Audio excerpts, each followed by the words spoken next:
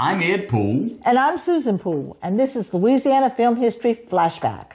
In this episode, we want to take a look at a film that has become a legend about the beginning of the Cajun culture in Louisiana, which is hard to imagine because the Cajun French-speaking culture has been officially recognized as Acadiana by the state and covers 22 of Louisiana's 64 parishes.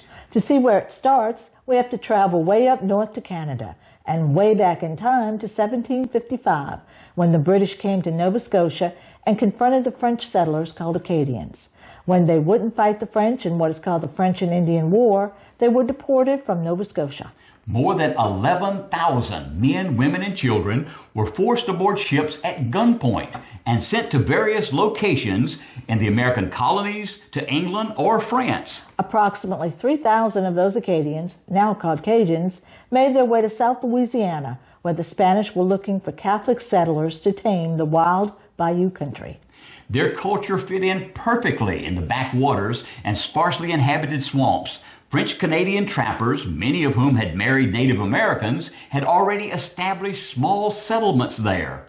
While very little is recorded about the early days of the mass evacuation and resettlement to Louisiana, the most prominent legend of this was recorded in the way of a poem.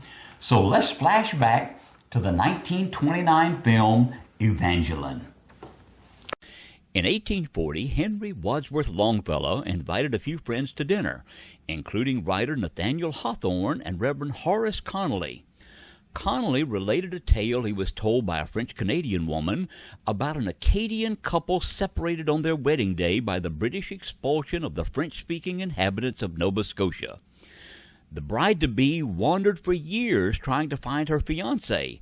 Connolly wanted Hawthorne to turn the story into a novel, but Hawthorne wasn't interested. Instead, following extensive research into the plight of the Acadian people, Longfellow turned the tale into his first epic poem, Evangeline, a Tale of Acadie. Published in 1847, the poem became a huge success, with 6 printings in the first 6 months of being published. Within 10 years, it had been translated into dozens of languages. The story has been made into motion pictures a number of times through the years. In 1908 by Calum, in 1913 by Canadian Bioscope of Halifax, and in 1919 by 20th Century Fox. The most popular screen version of this haunting love story was released in 1929 by United Artists. In this adaptation, Evangeline, daughter of Benedict, prepares for her marriage to Gabriel. War breaks out in their Acadian village, and Evangeline and Gabriel are separated, and they're placed on ships going in opposite directions. Years pass, and Evangeline finds her way to southern Louisiana, reuniting with many of the Acadians who had made this area their new home. Upon her arrival, she learns that Gabriel had just left in search of her. She continues to search for Gabriel, but to no avail. Evangeline eventually joins the Sisters of Mercy and goes to help the wounded soldiers. There she finds Gabriel, torn by years of searching for her. Evangeline is played by Mexican actress Dolores Del Rio. Del Rio was considered the first major female Latin American crossover star in Hollywood, having an extremely successful career in American cinema in the 1920s and 1930s. Roland Drew starred as Gabriel. Drew had a number of prominent film roles from the 1920s through the 1940s, including the 1928 film Ramona, in which he also co-starred with Del Rio. Supporting cast included Alec Francis, Donald Reed, Paul McAllister, James Marcus, George Marion, and Bobby Mack. Evangeline was directed by Edwin Carew, a Native American director, actor, producer, and screenwriter. Years earlier, he had discovered Del Rio in Mexico. With the studios introducing synchronized sound, United Artists released 2 versions of Evangeline.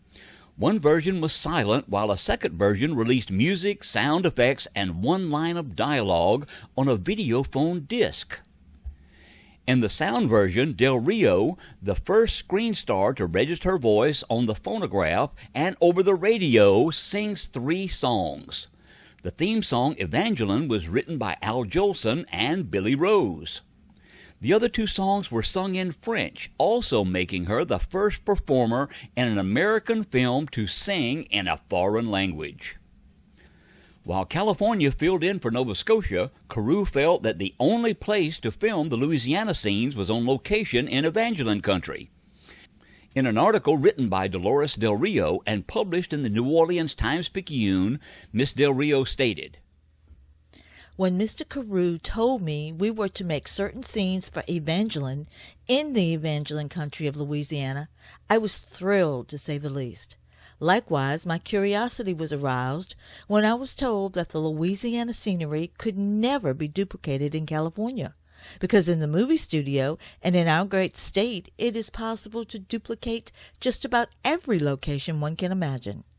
I have traveled extensively ever since a child, and I am frank to say I have seen no such distinctive locale as the Teche country." Approximately 5,000 locals greeted Del Rio and Carew when they arrived by train on March 3, 1929.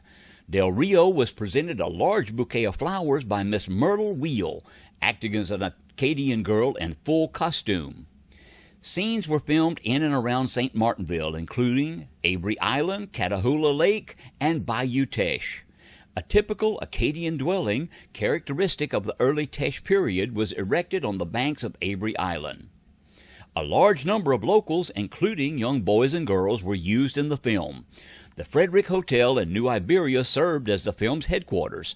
Evangeline premiered at the Sanger in New Orleans on June 14, 1929. More than 4,000 people attended the premiere, with thousands unable to get in. They gathered outside the Sanger Theater to catch a glimpse of the Mexican star, who arrived headed by a detachment of mounted police. Miss Del Rio left a lasting impression on the St. Martinville by contributing to a fund to restore the burial place where the real Evangeline was supposed to be buried. A statue of Evangeline, posed for by Miss Del Rio, was donated to the town by the film's cast and crew, and is a popular tourist attraction in Louisiana. This has been a presentation of Hollywood on the Bayou, preserving Louisiana's rich film history with books, prints, presentations, and exhibits. If you have questions, comments, or to learn more, you can visit our Facebook page or sign up for our Louisiana and Film newsletter, which is on our website, HollywoodOnTheBayou.com. We hope you enjoyed this episode of Louisiana Film History Flashback. Sue and I thank you, and we'll see you next time.